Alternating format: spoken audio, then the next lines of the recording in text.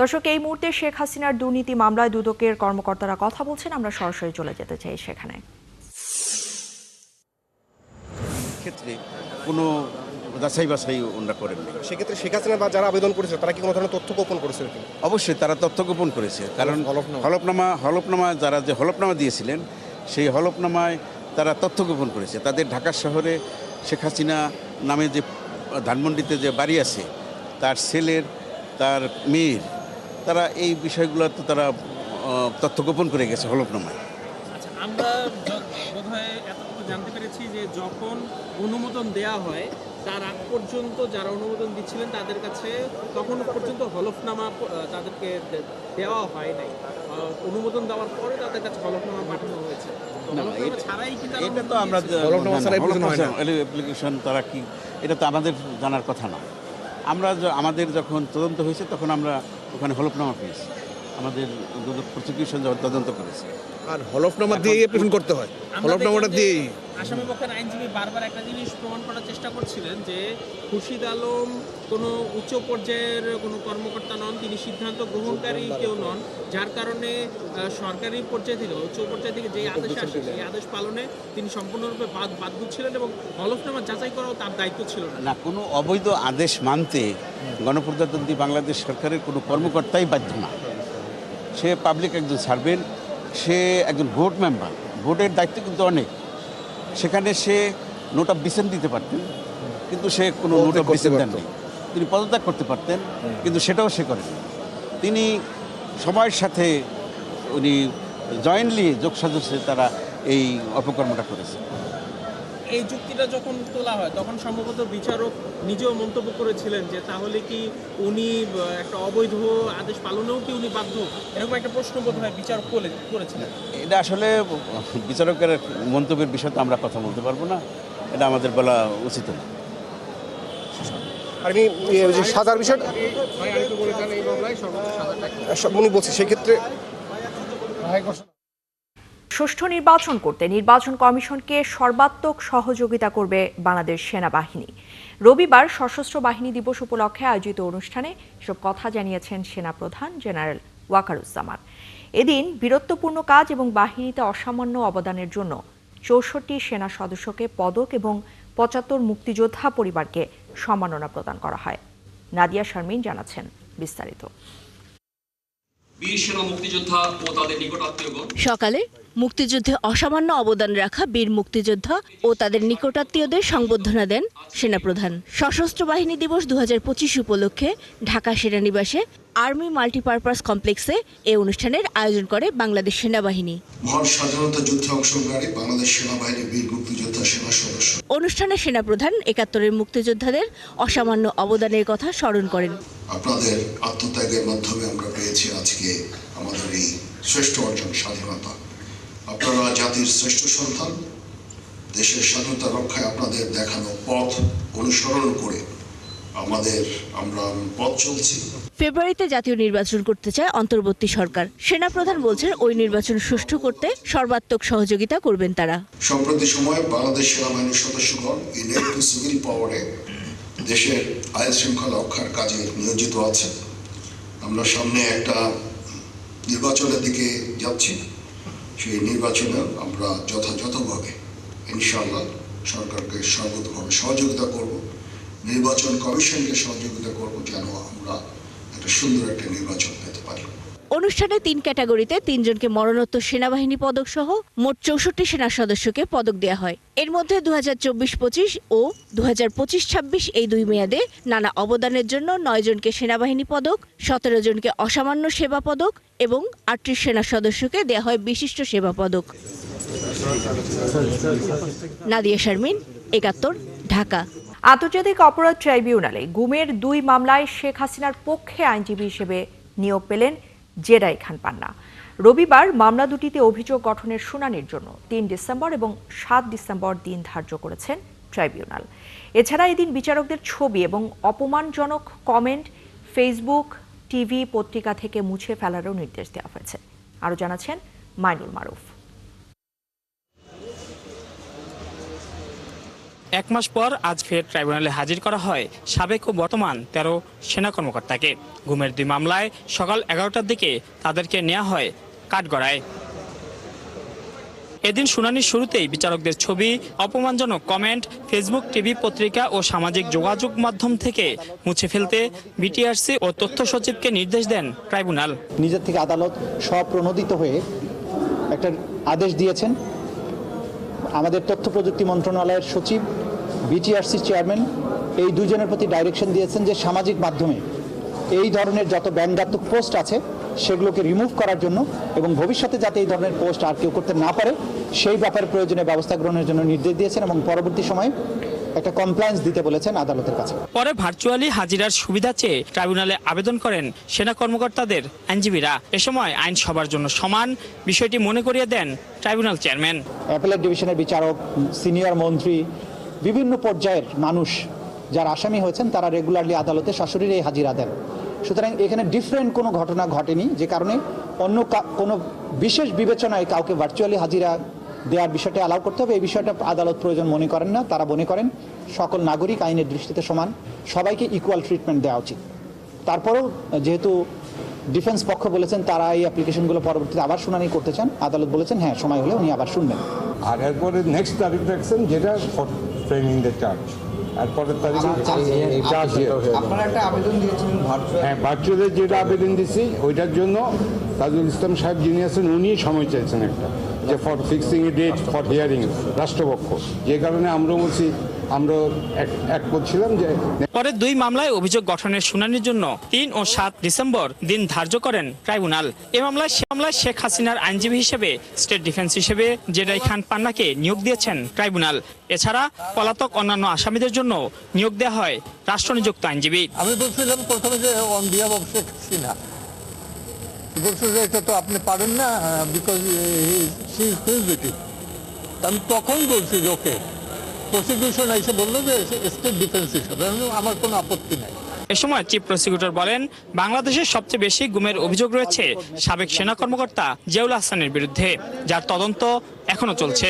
তদন্তকারী কর্মকর্তাদের সাথে দুর্ব্যবহার করেছেন এবং আমরা এটা ট্রাইব্যুনালকে জানিয়েছি যে ভবিষ্যতে এই জিয়াউল হাসানের মামলায় জিজ্ঞাসাবাদের সময় যদি আইনজীবীকে উপস্থিত থাকতে হয়, তার এই আইনজীবী যিনি বিশেষভাবে ওইখানে কোনো সমস্যা তৈরি করেন এরকম কোনো লোককে যাতে না দেওয়া হয় সেটা আমরা ভবিষ্যতে হয়তো প্রেয়ার করবো যদি দরকার হয়। শুনানি শেষে সেনা কর্মকর্তাদের কারাগারে পাঠানো হয়। মানুল মারুফ, ৭১, ঢাকা। দর্শক, ঢাকায় প্রথমবারের মতো দেশের বিভিন্ন মসজিদের ইমাম খতিবদের নিয়ে আয়োজন করা হয়েছে সম্মিলিত ইমাম খতিব জাতীয় সম্মেলন। রাজধানীর চীন মৈত্রী সম্মেলন কেন্দ্রে এই সম্মেলন অনুষ্ঠিত হচ্ছে। সেখানে আছেন আমাদের সহকর্মী মোহাইমিনুল অপু। আমরা সরাসরি যুক্ত হচ্ছি তার সাথে। অপু, একটু জানাবেন, এই প্রথমবারের মতো কিন্তু এ ধরনের সম্মেলন, সেক্ষেত্রে এই যে সম্মিলিত ইমাম খতিবদের জাতীয় সম্মেলন, এই সম্মেলনের বিষয়ে যদি আমাদেরকে একটু বিস্তারিত জানান।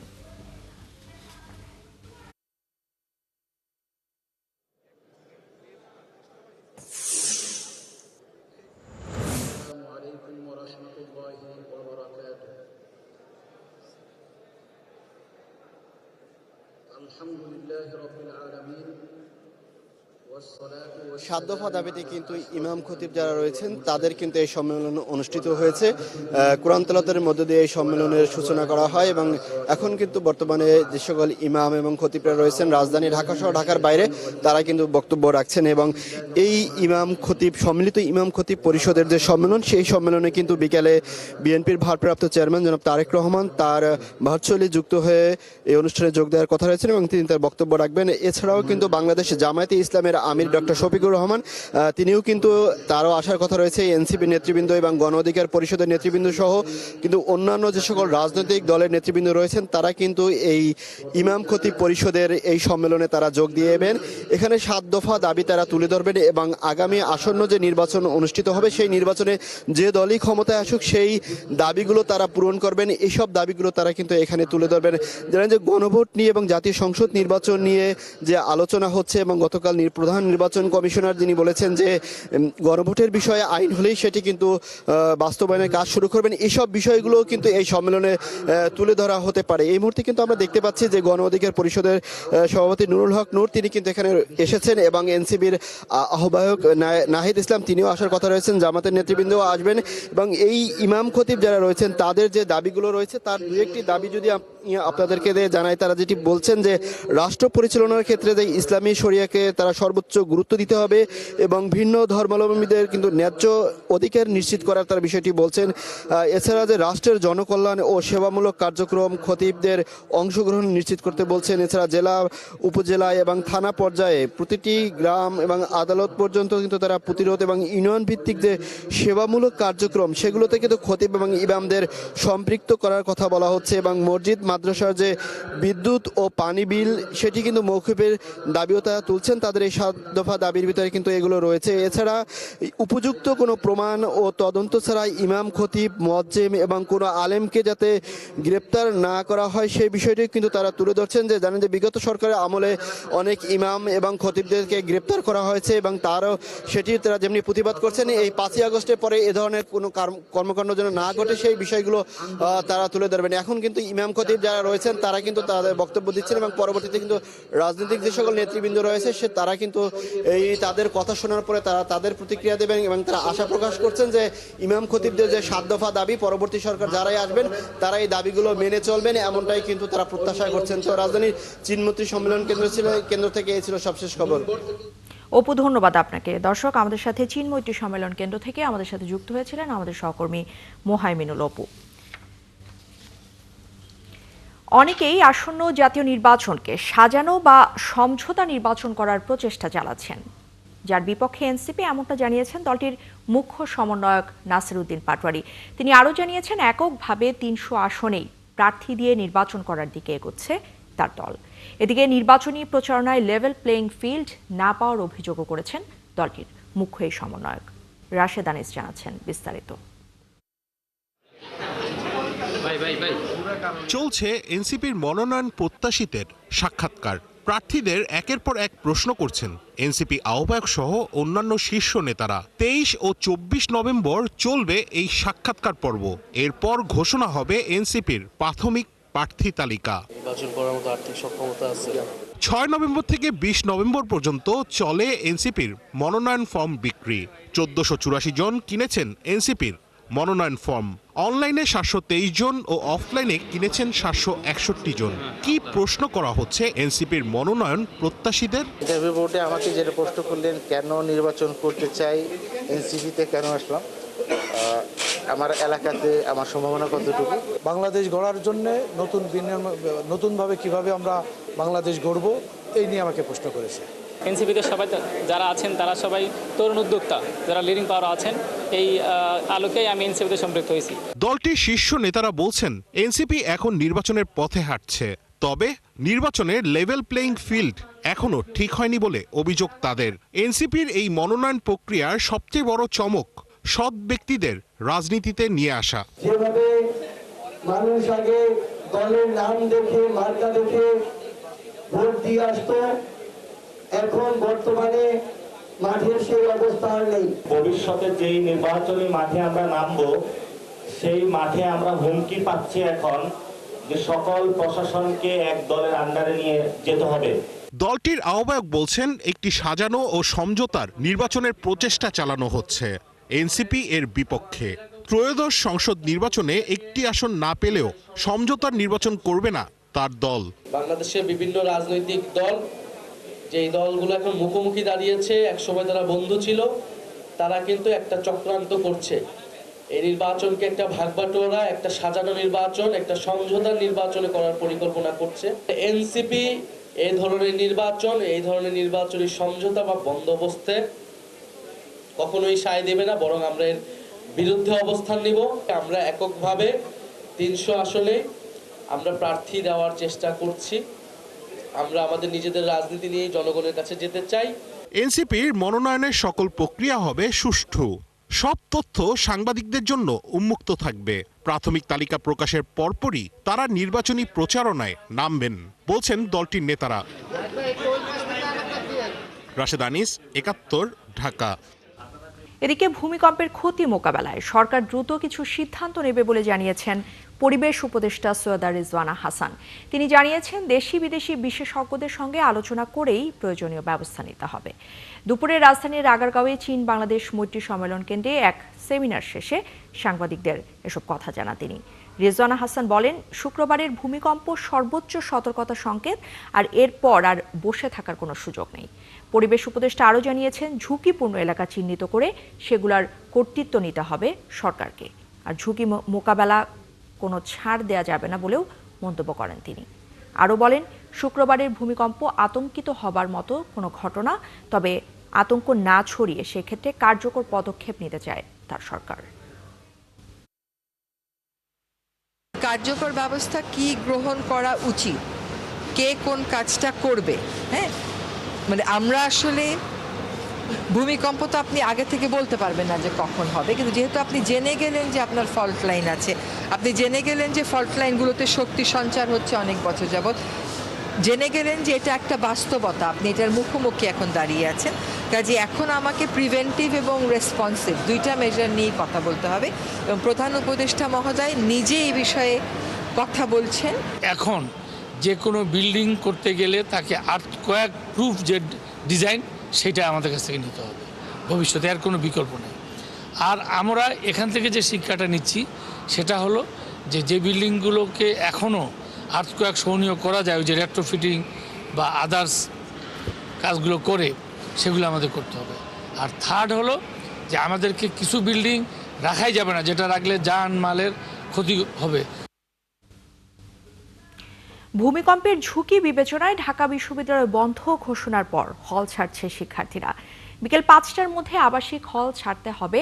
শিক্ষার্থীদের একাংশ প্রশাসনের সিদ্ধান্তকে স্বাগত জানালেও কেউ কেউ বলছেন, এক্ষেত্রে বাধ্যতামূলক হল ত্যাগ কোনো সমাধান নয়। আর কর্তৃপক্ষ বিজ্ঞপ্তি দিয়ে জানিয়েছে, আবাসিক ভবনগুলোর কারিগরি ত্রুটিগুলো মেরামত করতেই এই ছুটি। আরও জানাচ্ছেন রায়হান কবির। ভূমিকম্পের ঝুঁকি বিবেচনায় ৬ ডিসেম্বর পর্যন্ত বন্ধ ঘোষণা করা হয়েছে ঢাকা বিশ্ববিদ্যালয়। বিকাল ৫টার মধ্যেই ছাড়তে হবে হল। হল ছাড়ছেন শিক্ষার্থীরা। জহু হল, মহসিন হল, সূর্য সেন হল সহ বেশ কয়েকটি হল ঝুঁকিপূর্ণ। কারিগরি দিক বিবেচনায় কর্তৃপক্ষের এই সিদ্ধান্ত। আমাদের কিছু টাইম দেওয়া উচিত ছিল, যেমন গতকালই ডিসিশনটা নিছে, কারণ আমাদের তো সবার বাসায় যাওয়ার সুযোগ ওইভাবে নাই। প্রশাসন কর্তৃক বলছে যে যেতে হবে, কিন্তু প্রেশার দেয় নাই। যারা চাইলে বলছে হলে থাকা যাবে। সো এই ক্ষেত্রে তো যাদের যাওয়ার মানে সমস্যা আছে তারা থাকতে পারবে। এই ক্ষেত্রে তো মনে হয় গেল দুদিনে 4 বার ভূমিকম্প হয়েছে ঢাকায়। এতে আতঙ্কিত শিক্ষার্থীরা নিরাপদ আবাসনের দাবি জানিয়েছিল। এরপর ঢাকা বিশ্ববিদ্যালয় প্রশাসনের এই সিদ্ধান্ত। এটা আমাদের দুর্ভাগ্য যে আমরা আমাদের শিক্ষার্থীদের নিরাপদ আবাসের ব্যবস্থা করতে পারি নাই। একই সাথে এটা হচ্ছে আমাদের প্রশাসনের একটা অসহায়তার চিত্র আমরা দেখতে পাইছি, যে এখন ভূমিকম্পে একটা মাত্রা যাওয়ার পরে এখন এসে হচ্ছে প্রশাসন হল খালি করে দিয়ে হল চেক আপ করানোর একটা চিন্তা করতেছে। আমরা যারা 8 তলায় থাকি বা উপরের ফ্লোরে থাকি, আমরা নিচেও নামতে পারি না ভূমিকম্পের সময়, তো আমাদের জন্য এটা অনেক রিস্কি ছিল। আমি চাইছি ফ্যামিলির সাথে যে সময়টা কাটাইতে, অনেক ক্রুশিয়াল একটা টাইম যেহেতু এটা, তো আমি মনে হয় ভালোই সিদ্ধান্ত নিছে। বন্ধের মধ্যে ভবনগুলোর কারিগরি ত্রুটি নির্ণয় ও মেরামতের কাজ করার কথা জানিয়েছে প্রশাসন। রায়হান কবির, ৭১, ঢাকা। দর্শক, আমরা প্রতিবেদনেই দেখছিলাম, ভূমিকম্পের পর নিরাপত্তার জন্য আগামী ৬ ডিসেম্বর পর্যন্ত ঢাকা বিশ্ববিদ্যালয় বন্ধ ঘোষণা করা হয়েছে। শিক্ষার্থীদের হল ত্যাগ সহ ক্যাম্পাস পরিস্থিতির খবর জানাতে এই মুহূর্তে আমাদের সাথে যুক্ত হচ্ছেন আমাদের সহকর্মী রায়হান কবির। রায়হান, একটু জানাবেন, এই মুহূর্তে আসলে বিশ্ববিদ্যালয় কর্তৃপক্ষ হঠাৎ এমন সিদ্ধান্ত যে নিয়েছে, সেক্ষেত্রে আসলে হল ত্যাগের প্রস্তুতি কেমন দেখছেন, আর এই বিষয়ে আসলে শিক্ষার্থীরা কি ধরনের মতামত দিচ্ছেন?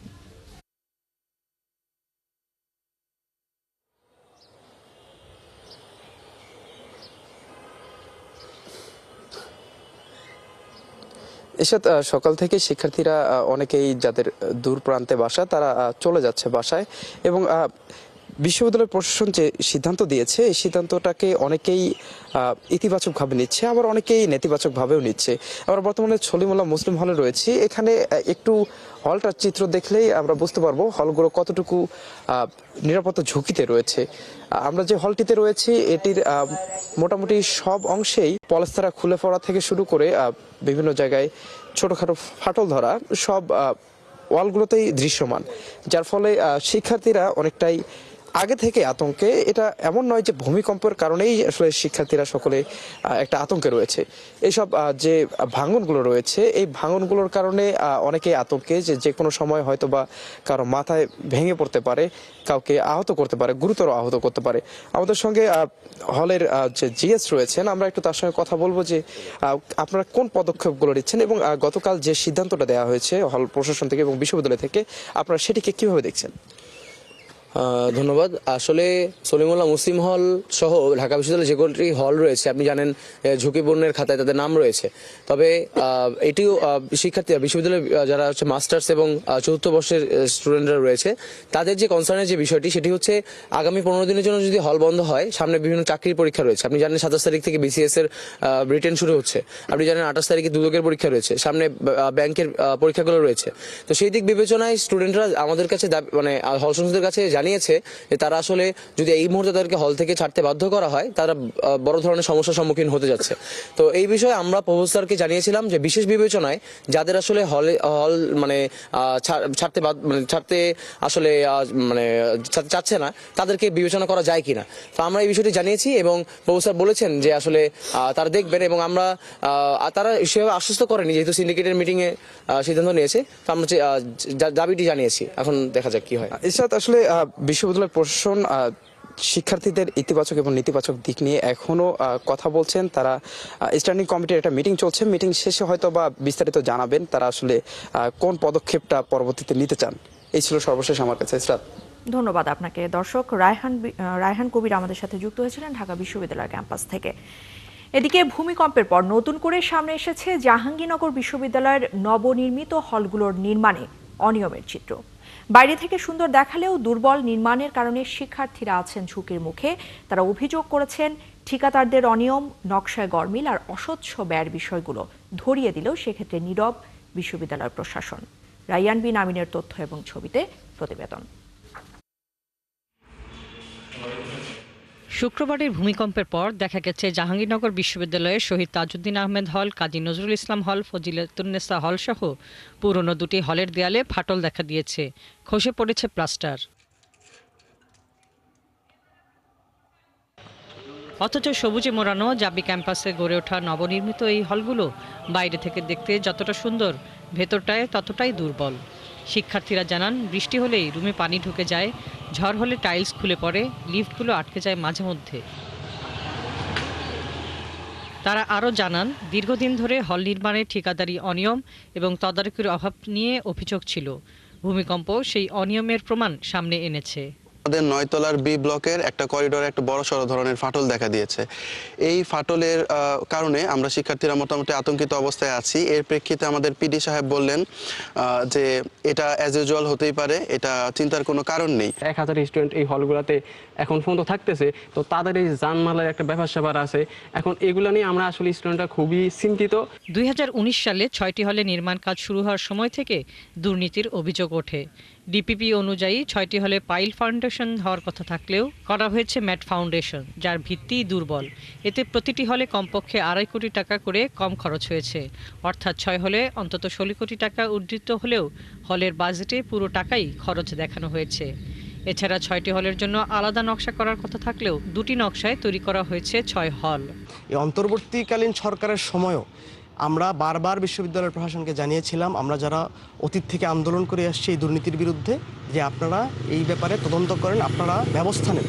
কিন্তু বিশ্ববিদ্যালয়ের প্রশাসন এখন পর্যন্ত তেমন কোনো ব্যবস্থা নেয়নি। ভূমিকম্পে আমরা দেখলাম যে আমাদের ক্যাম্পাসের যত পুরনো হলগুলো আছে সেগুলোতে ফাটল ধরলো না।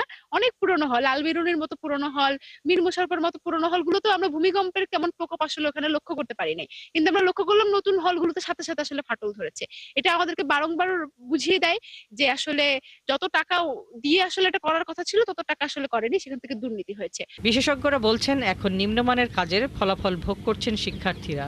বিল্ডিং এর কন্ট্রাক্টররা মানসম্পন্ন হয়নি, ডিজাইন মতো করতে পারেনি, আর একটা হচ্ছে যারা বুঝে নিয়েছে কাজটা তারাও কন্ট্রাক্টরের কাছ থেকে ঠিকমতো কাজটা বুঝে নেয়নি।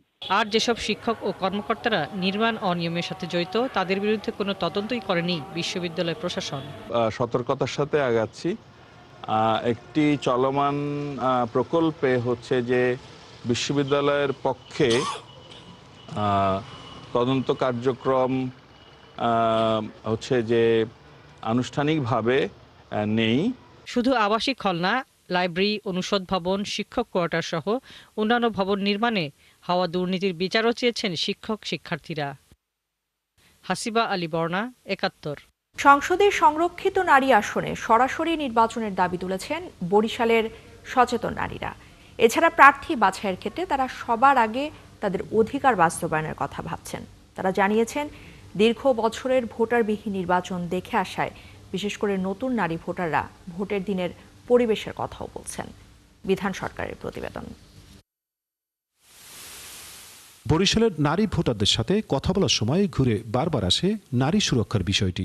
তারা মনে করেন প্রার্থী বা দল তাদের ইশতেহারে সুরক্ষার বিষয়টি যুক্ত করবে। যারা নারীদের সুরক্ষার জন্য ভাববে এই করবে, আমরা ওইরকম একটা প্রার্থী যাচাই করব। কোনো প্রকার বাধা যেন সৃষ্টি না হয়, একদম নিরিবিলি গিয়ে যেন নিজের যারা ইচ্ছা তারে দিতে পারি, এটাই চাই। আমাদের শিক্ষা ব্যবস্থাকে এবং নারীদের ক্ষেত্রে সবকিছু ভালো করতে পারবে, আমি তাদেরকে চাই। একটা সরকার অবশ্যই আমাদের দরকার যেটা আমাদের জন্য সেফটি দিতে পারবে। আর কর্মজীবী নারী ভোটাররা চাচ্ছেন কর্মক্ষেত্রে নিরাপত্তা আর নিশ্চয়তা। তারা এও মনে করেন নির্বাচনের মাধ্যমে যে দলের প্রার্থীরা তাদের আশ্বস্ত করতে পারবেন তারা সেই প্রার্থী বেছে নেবেন। উন্নয়নের ক্ষেত্রে সামগ্রিকভাবে দেশের একটা অবস্থানকে ভালো করবে। এখন যে অবস্থা আছে মোটামুটি ভালো আছে, সেইভাবেই আমরা থাকতে চাই যাতে আমাদের চাকরির ক্ষেত্রে কোনো সমস্যা না হয়। এদিকে জেলায় 6টি সংসদীয় আসনের মধ্যে কেবল বাসদ থেকে বরিশাল সদর আসনের জন্য মনীষা চক্রবর্তী একমাত্র নারী প্রার্থীর তালিকায় আছেন।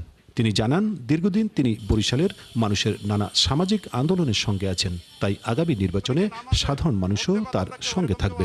আমরা তো নারীদের অধিকার নিয়ে সবসময় বরিশালে নারীদের জন্য এখানে day care centre, public toilet, কর্মজীবী নারী হোস্টেল এবং নারীদের জন্য একটা ভালো পরিবেশ, এটা নির্মাণের আন্দোলন সবসময় করে এসেছি। সংসদে নারীদের জন্য সংরক্ষিত আসনে সরাসরি নির্বাচনের দাবি তুলেছেন বরিশালের নারীরা। এর মধ্যে বরিশাল জেলায় নারী আসনে ভোটের ব্যবস্থা থাকার দাবি নিয়ে জরিপ কার্যক্রম শুরু করেছে বাংলাদেশ মহিলা পরিষদ। মনোনয়ন ভিত্তিক যেটা হচ্ছে যে সংরক্ষিত আসনে, সেই মনোনয়ন না সরাসরি জনগণের সরাসরি নির্বাচনের মাধ্যমে আমরা চাচ্ছি।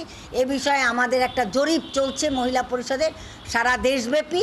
বরিশালের 6টি আসনে এবার 11,13,266 জন নারী ভোটার ভোট দেবার তালিকায় রয়েছে, যা পুরুষ ভোটারের চেয়ে মাত্র 27,033 ভোট কম।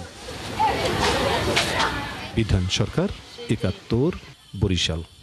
ফিরে আসছে কি ঝর্ণা বা কালি কলমের ব্যবহার? একসময় স্বর্ণযুগ ছিল যে ফাউন্টেন পেনের তার আবেদন ফুরিয়েছে গেল কয়েক দশকে।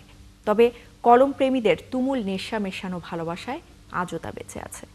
সামাজিক যোগাযোগ মাধ্যমে কিংবা শহরের কোনো স্টলে এখনও শোভা পায় এক সময়কার জনপ্রিয় পার্কার, শেফার কিংবা পাইলট। কারো সংগ্রহে খোঁজ মেলে পার্কার 51, যা ব্যবহার করতেন রানী এলিজাবেথ। ঝর্ণা কলমের ফিরে আসার সেই গল্পই আমাদেরকে জানাচ্ছেন সহকর্মী পার্থ সঞ্জয়।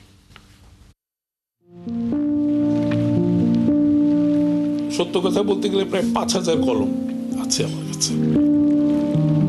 এটাই প্রথম যেটা হচ্ছে এরোপ্লেনে আপনারা লিখতে পারতো আর কি। একটা মন্ট ব্ল্যাঙ্ক বল পেন ন্যূনতম 35,000 টাকা। এটা আছে শুধু শখের মানুষের কাছে। কেউ অবসরপ্রাপ্ত ব্যাংক কর্মকর্তা, কেউ কর্পোরেট তরুণ, কেউ বা বর্ষিয়ান কলম মেরামতকারী। তাদের একটাই মিল, তারা ভালোবেসে বাঁচিয়ে রেখেছেন ঝর্ণা কলমের পরম্পরা। তাদের ভাষায় কলম কখনো প্রতারণা করে না, ভালোবাসার মিহি বুননে গড়ে দেয় এক আত্মিক সম্পর্ক। একটা ম্যাজেস্টিক জিনিস। ফাউন্টেন পেন এতই স্মুথ যেটা দিয়ে লিখতে গেলে আপনার মনে হবে যেন এটা আপনাকে দিয়ে ভাষা বের করিয়ে নিচ্ছে। অবসরপ্রাপ্ত ব্যাংক কর্মকর্তা ইফতেখার হোসেন খানের সংগ্রহে আছে প্রায় 5,000-এর মতো কলম। তাতে 60 বছর পুরনো শেফার কলম থেকে শুরু করে আছে কালির সংগ্রহ। 70 সালে গিয়ে প্রথম পেলিকেন ব্ল্যাক কালি পেলাম, গুন্থার অ্যান্ড ওয়াগনার, লেখা ছিল নিগ্রো। তো নিগ্রো মানে যে ব্ল্যাক, মানে তখনও জানি না, ক্লাস 6-7-এ পড়ি। তো পরবর্তীতে দোকানে গিয়ে বললাম, ভাই এটার দাম কত? বলে 4 টাকা। 4 টাকা মানে তখন মেহমান আসলে 4 টাকার বাজার হতো। এখন কে দিবে আমাকে 4 টাকা দিয়ে এই কালি কিনে? যেভাবেই হোক বাড়িতে বুঝে সুঝে শেষে নিলাম, লিখে দেখলাম যে এই প্রথম 70 সালে এসে আমি ব্ল্যাক কালি দেখলাম। 71-এ আমি ব্ল্যাক কালি দিয়ে লিখছি। এরপরে 72-এ দেখি কি অস্ট্রিচ, হোয়াইট ক্রেন, ইউথ, এইসব ব্ল্যাক বিভিন্ন কালি বেরোলো। কিন্তু আমার এক ফ্রেন্ড দেখাইলো যে দেখো এগুলো কালো, কিন্তু কেমন যেন নিষ্প্রভ টাইপের কালো। আর পেলিকেন কালি ঝকঝক করে, এটা উজ্জ্বল কালো। তা আমি বললাম যে জার্মানদের ব্যাপারই আলাদা। তবে লাইফ পত্রিকা ছাপা হওয়া রানী এলিজাবেথের ব্যবহার করা পার্কার 51-এর মতোই এই সিরিজের কলম আছে কর্পোরেট তরুণ মাহের মোহাম্মদ মোজাম্মেলের কাছে। পার্কার 51, এটার বয়স 60 প্লাস। ওকে, সো এটা হচ্ছে যে রানী এলিজাবেথ হচ্ছে এই কলমটা দিয়ে সাইন করতেন। সো এটা হ্যাঁ, এটাকে বলা হয় মোস্ট ওয়ান্টেড পেন, মানে ওয়ার্ল্ডস মোস্ট ওয়ান্টেড পেন, এবং পৃথিবীর সবচেয়ে বেশি বিক্রিত ফাউন্টেন পেন হচ্ছে এটা। আর 100 বছরের পুরনো কলমের দেখা মিলল বায়তুল মোকাররম মসজিদ মার্কেটে কলম মেরামতকারী মুস্তফা কামাল পাশার কাছে। রাজধানীতে কালি কলম মেরামত করা 2 কারিগরের একজন পাশাকে মহব্বত নামেই সবাই চেনে ভালোবাসে। কলমটার নাম আমি পড়তেই পারতেছি না, শুধু নিপটা চেঞ্জ হয়েছে, নিপটা অরিজিনাল নাই। এখানে এই এই এই ব্যান্ডটা ছিল 18 ক্যারেট গোল্ড প্লেটিং করা, তো কিছু লেখা দেখা যায় আর বাকিটা দেখা যাচ্ছে না, সেজন্য পেনটার নাম খুঁজে পাচ্ছি না। এই পেনটা আসছিল ইটালি থেকে, আর এটা কিন্তু সলিড 14 ক্যারেট সলিড। এই পেনটা হচ্ছে ফ্লেক্স, আর এই পেনটার নাম হচ্ছে ব্ল্যাকবার্ড, ইংল্যান্ডের তৈরি। এটা তাও আনুমানিক 70-80 বছর আগের। এমন ভালোবাসাতে ঝর্ণা কলমের জনপ্রিয়তা বাড়ছে। কলমে পার্সোনাল টাচ খুঁজে পাওয়া মাহের বলছেন fountain pen culture, fountain pens Bangladesh, fountain pen community, Bangladesh pen club সহ সামাজিক মাধ্যমে বেশ কিছু পেজ এই জনপ্রিয়তায় অবদান রাখছে। সোশ্যাল মিডিয়ার কল্যাণে কিন্তু আমরা এই প্রোডাক্টগুলো ইজি সোর্স কিন্তু আমরা করতে পারি। হয়তোবা ছেলে এখন সোশ্যাল মিডিয়াতে ওভাবে অ্যাক্টিভ না, কিন্তু বাবার দেখা দেখি সেই ছেলে হচ্ছে বাবার থেকে বেশি এনথুজিয়াস্ট হয়ে গিয়েছে যে কালির কলমের ব্যাপারে। তাই তো আজও ঝর্ণা কলমের খোঁজে ক্রেতা আসেন। রাজধানীর গুটিকয় যে কয়েকটি দোকানে কলম বিক্রি হয়, সেই সব দোকানে বিক্রেতারা বলছেন ধীরে বাড়ছে কলমের ক্রেতা। এই কলম কখনো বিট্রে করে না, যতক্ষণ কালি আছে আপনাকে বিট্রে করবে না, লেখাটা মোটা হবে না, চিকন হবে না, ও শেষ মানে পয়েন্ট পর্যন্ত আপনাকে একই ঢঙে লেখা দিবে। ইংলিশ মিডিয়ামগুলোতে এখন ওই স্টুডেন্টরা বেশিরভাগ ফাউন্টেন পেন কেন, ম্যাক্সিমাম ধরেন 70% আর ফাউন্টেন পেন 30%। বাট ফাউন্টেন পেনটা কিন্তু আস্তে আস্তে যাদেরকে শেখানো হচ্ছে, যারা স্টুডেন্ট শেষ করতেছে, পড়াশোনা হাতে ব্যথা, লিখতে কষ্ট হয়, এদেরকে কিন্তু দেখালে এরা ফাউন্টেন পেন কেনে। আশার কথা এদের সবার কণ্ঠেই। আমরা ফাউন্টেন পেনকে তরুণ প্রজন্মের কাছে দেখাচ্ছি যে এটা অনেক রিচ। কিছু মানুষ থাকবে তারা কলম ভালোবাসবেই, এদের জন্যই কলমের সম্পর্কটা থাকবে। কালি বা ঝর্ণা কলমের গেছে যেদিন একেবারেই কি গেছে? মর্যাদা বা মহিমা তা তো অটুট আছেই, আর আছে মানুষের ভালোবাসা। সেই ভালোবাসাতেই নতুন প্রজন্মের আগ্রহ বাড়ছে এই কালি বা ঝর্ণা কলমের প্রতি। পার্থ সঞ্জয়, 71, ঢাকা।